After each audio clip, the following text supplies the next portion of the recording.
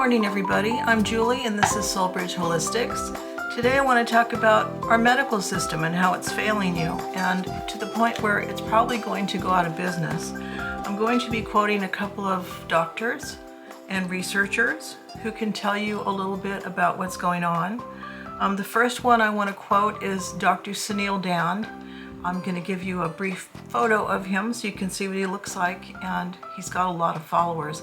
He does organic, functional, holistic medicine, and he's an emergency room physician. So even though everything I'm about to tell you is my opinion, I'm taking this from pretty renowned sources, educated sources who do have doctorates, also from nurses, practitioners, and researchers. So this will be who I'm quoting. Doctors feel overwhelmed right now. They feel used to sell outside interests and to furnish pharmaceuticals for their patients.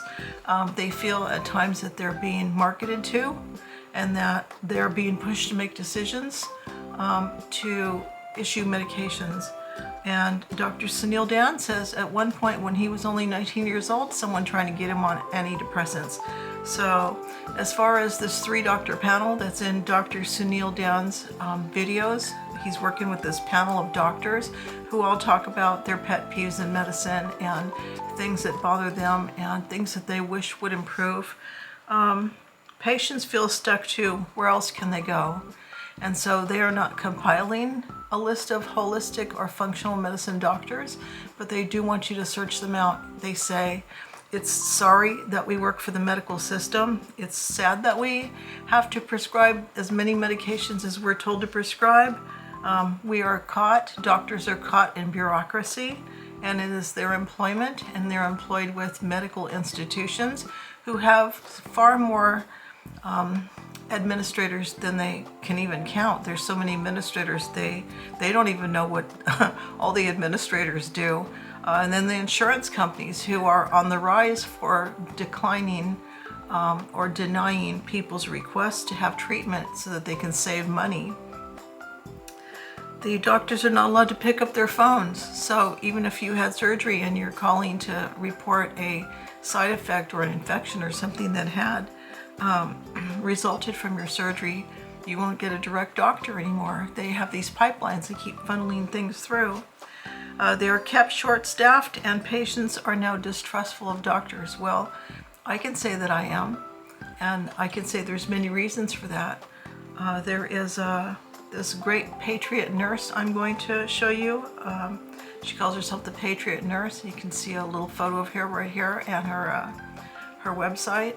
The Patriot Nurse talks about how the nurses are overwhelmed, and they try to do their best and they try to keep their spirits up, and they say you are interacting with humans, don't forget that, and that these are employees, don't forget that. So even though they're stopped from doing things and the insurance companies are denying treatments, it's not the nurses that are denying treatments. They try as hard as they can. It is not the doctors who deny the treatments. It's over their heads also. It's these medical industrial complexes that are in that for the profit, not in it for the patient. People opt to get their own blood tests outside the healthcare system. I know I do now, because if I can avoid going into the hospital and having everything that I say or do typed into my medical records. I asked for my medical records once. I pulled them up, and I had had a miscarriage, and they had put patient has unspecified depression. And I said, I'm sorry, but if you call this unspecified, it was extremely specific. I had just had a miscarriage. And if you think that that's a condition or a disease that goes on, that's still valid after 10 years, you're out of your mind. But no, they had that in a permanent record as if I could now be labeled depressed, and they could use that as an excuse to put me on medications. Hospitals use e-systems that hijack patients with long, invasive questionnaires. And it seems like, especially for people on Medicare, the more you age, the longer the questionnaires seem to get. And the doctors say, I can't even find paragraphs about what's wrong with my patients. I can't even see what's wrong with my patients anymore. They're asking things like, do you own guns at home? Do you have smoke detector in your house, ridiculous questions that have nothing to do with the patient's specific health. And then of course the nurse says when you get into the hospitals, they're required to do all these things. They check your blood pressure. They're looking at your, if you say you stub your toe, they're going to check your blood pressure. They've got their metrics to fill. And you can say, no, I don't want to do that. They'll try and weigh you too. Maybe they can get a surgery out of the deal too. The employees may not be happy about it either. They have to put up with the protests, but in fact, they are employees. Small doctor offices are now replaced by corporations, and private practices have been swallowed up. So if doctors are looking for employment, they apply to the hospitals around them. If they can afford to go into private practice, then they do. And then you have doctors like the one that oversaw Michael Jackson, who just because you're in private practice doesn't mean you're necessarily a great doctor either, like the one that Michael Jackson had, for example. But hopefully we can find doctors who do understand functional medicine, and that they do try to seek out a cure rather than a Band-Aid or some medication to put you on so you keep coming back. Healthcare is now bloated by administrators and destroying the quality of care. This was a quote that they had said when the doctors were all talking about what they thought was wrong with the healthcare system. Doctors get a knock at 8 minutes to cut their visit short. So a patient can be talking about something very sensitive, something about their health or their state of mind. It's very critical. They're trying to show something very intimate happening, and the doctor's being told, cut those visits down to 12 minutes or less, cut it off. So they are being forced to curtail visits with patients, and not give them the attention that they need. And then they said that as a result, the patients start feeling guilty. Sorry, I'm taking up your time, or sorry, it's taking too long to describe. The doctors are no longer allowed to be independent or autonomous or able to support patients to provide for their own health. And it used to be you could say, here's some herbs for this, or here's a book on this. Doctors are literally told, do not mention natural medicine. Do not mention alternative cures. They have a liability issue that they can be sued or fired if they provide you with the natural medicines, the things that I teach, the herbs that are in my yard, the benefits of comfrey or aloe vera, the kinds of medicines that make you self-sustaining and autonomous and able to provide for your own health. No actual cures anymore, only medicines, so they keep coming back. The medical meltdown is anticipated. Medical meltdown. So already we have lots of nurses quitting. During COVID they were quitting because they didn't want to be forced to have shots themselves. In fact, if they rejected having shots, they were terminated. Military were terminated. A lot of people were terminated. And there is another doctor who's very dear, Dr.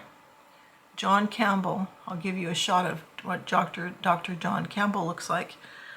British physician, because the British were more liberal about doing research on the COVID shots and what those side effects would be, and the mass numbers of people getting blood clots and heart-related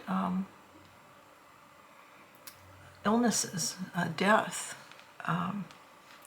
Lots of fancy names for things that go on with the heart of young men who were passing away.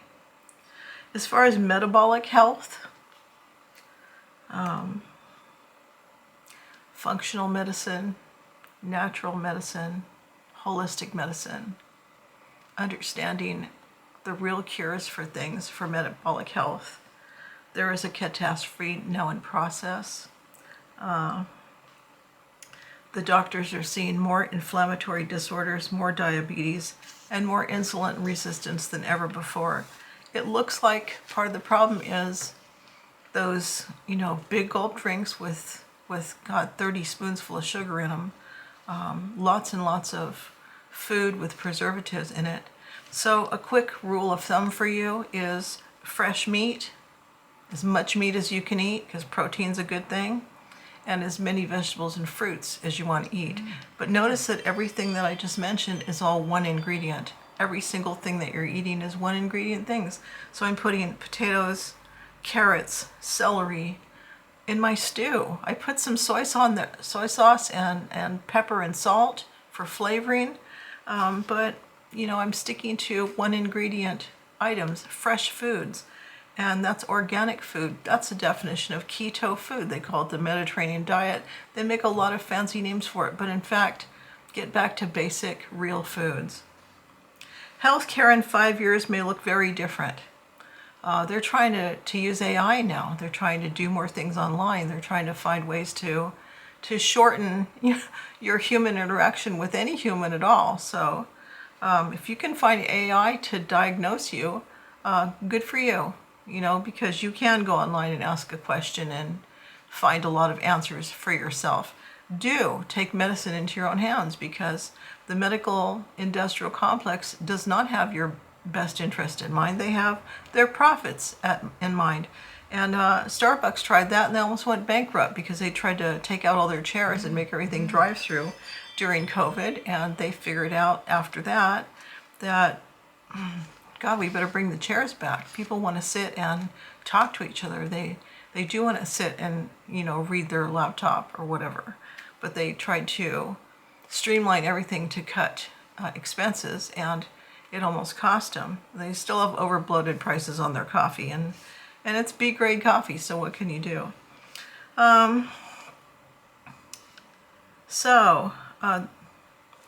The doctors tell you to cut carbs, but not just any carbs, not the simple carbs, not the real foods, but cut these the carbs that are mixed with preservatives, like the donuts on the store that have a shelf life of 5 years.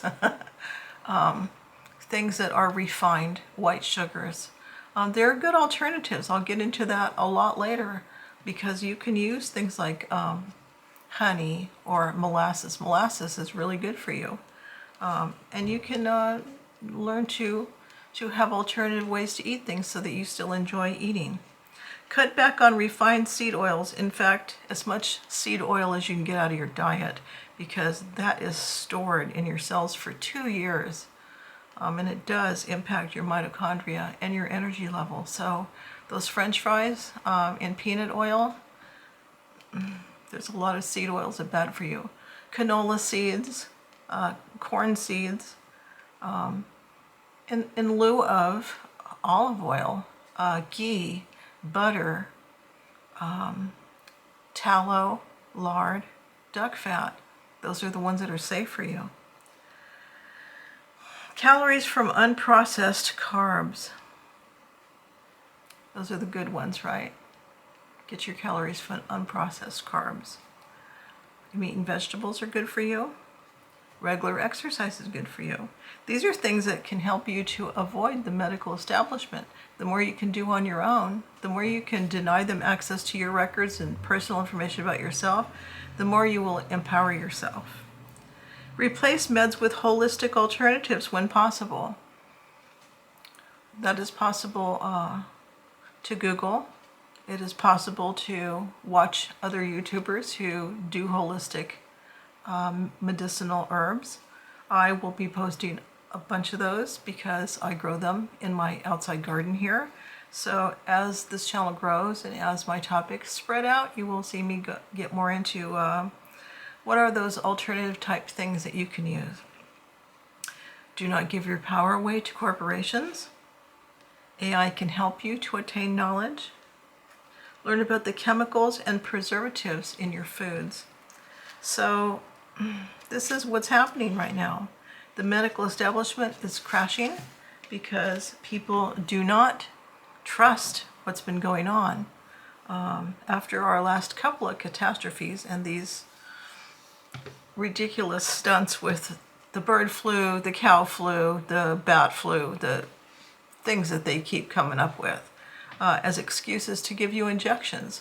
You're not a guinea pig. You're not a test subject. You have an immune system that's millions of years old. It is very, very capable of correcting things in your body. Your body is correcting itself all the time. But you need to do things to protect your health also. You need to take your health into your own hands and be accountable. It's not somebody else's business what your health is doing. If you have a tumor or something where you actually need a doctor to come, surgically remove that, okay, I understand. But if there are things that you can do to counterbalance that, to create equilibrium in your body, to help you to age properly and not age too quickly, cut back on alcohol, cut off cigarettes. I was told when I was growing up a cigarette will take off 10 years of your life. And yoga will add 10 years to your life. So, in all, alcohol takes off a bunch of years off your life. And then at the end of your life, where you start to get to a period where you're in your middle years like I am, you start to see people that are my age now that are completely silver-haired, extremely wrinkly, very tired looking, very elderly looking, and I'm nowhere near that. I have a good mind, I have a good body, I'm not on any kind of medications, with the exception of the things that I pick out of my garden. And it's possible for you to live this way also, and I think that you should. So if you can cut ties a little bit with the medical establishment, and find a holistic or functional medicine practitioner who will offer you cures instead of band-aids, and try alternatives rather than putting you on medications, do yourself a favor, look up what insulin treatment actually does to your body, because it's not really a treatment at all. Look up ways that you can drop insulin sensitivity by switching your diet off, because you can cure these things on your own. The medical establishment has a toehold on you, but you have to volunteer. Remember what I said before about Lucifer saying that everything that he does is an illusion and he operates on suggestion? And the suggestion is you can't do it by yourself. You need our help. You're helpless. You don't know what you're talking about. You're stupid. And then, the other things medical establishments say, you're not an expert, you don't have a degree, you don't have that medical background, you don't have the credentials or the piece of paper. It's interesting that they try and make you doubt your own common sense, your own gut feeling, your own intuition. Don't buy that. You are powerful. You are luminous. Okay, Soulbridge family, carry on. Like, share, subscribe. Click the link at the bottom to buy me a cup of coffee, and I'll see you on the next video.